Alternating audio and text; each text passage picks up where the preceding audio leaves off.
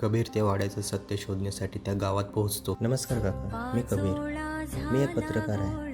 मला तुमच्या गावातला तो जो खूप वर्षांपासून बंद पडलेला वाडा आहे ना, तिथे पोहोचायचं आहे. तुम्ही रस्ता सांगाल का मला? अरे पोरा, त्या वाड्यात ना ती राहते.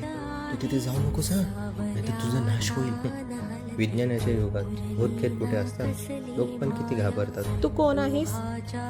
या गावातला तर दिसत नाहीस. मी कबीर आहे, पत्रकार.